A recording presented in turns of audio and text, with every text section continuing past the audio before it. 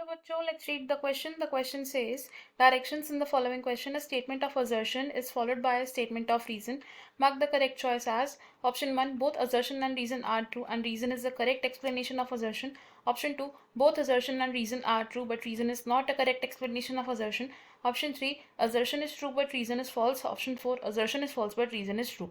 Assertion, Bt toxin gene can be cloned from a bacteria and expressed in plants to provide resistance from insect without the need of insecticides. Reason, Bt toxin is produced from bacteria Bacillus thuringiensis.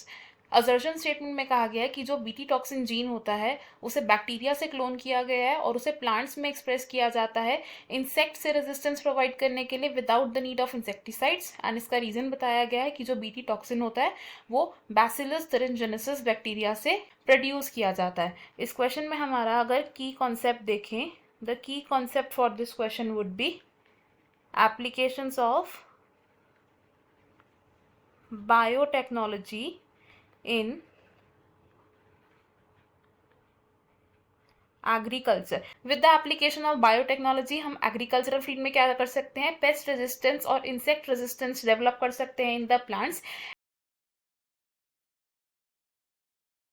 ऐसा एक example है हमारा BT toxin का. अब BT toxin जो है, BT toxin को हमने क्लोन किया है एक बैक्टीरियम से, क्लोन फ्रॉम अ बैक्टीरियम. और वो बैक्टीरियम कौन सा है, इस बैक्टीरिया का नाम है बैसिलस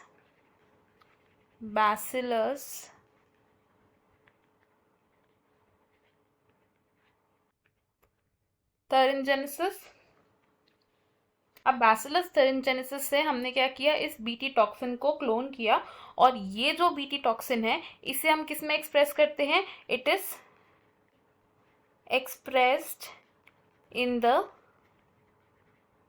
प्लांट्स. और प्लांट्स में बीटी टॉक्सिन हमारी हेल्प कैसे करता है, ये बीटी टॉक्सिन क्या करता है, इट एक्ट्स एज अ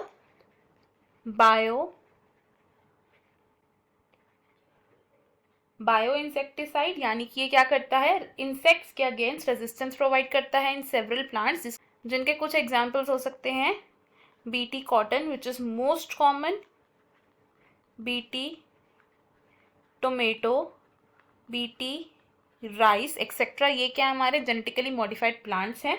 अब जो बीटी टॉक्सिन है ये इनएक्टिव प्रोटॉक्सिन की फॉर्म में प्रेजेंट होता है. Usually generally it is present as inactive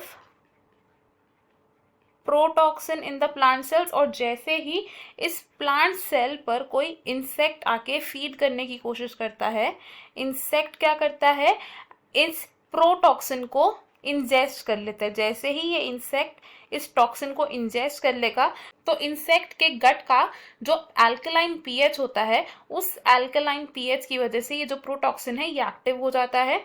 due to alkaline gut pH क्या होता है, ये प्रोटॉक्सिन जो पहले इनएक्टिव था वो क्या हो जाता है. एंड इस एक्टिवेशन की वजह से क्या होता है, जो इंसेक्ट है उसके गट में पोर्स हो जाते हैं एंड उसकी डेथ हो जाती है. अगर हम अपने असर्शन और रीजन स्टेटमेंट देखें तो असर्शन स्टेटमेंट हमारी करेक्ट है, रीजन स्टेटमेंट भी करेक्ट है, लेकिन रीजन करेक्टली एक्सप्लेन नहीं कर रहा है असर्शन को. तो हमारा जो करेक्ट आंसर है वो हो जाएगा option number 2 which says both assertion and reason are true but reason is not a correct explanation of assertion. Option 1, option 3 and option 4 wrong होंगे. हमारा फाइनल आंसर है इस क्वेश्चन में option number 2. I hope you understood it well. Best of luck. Thank you.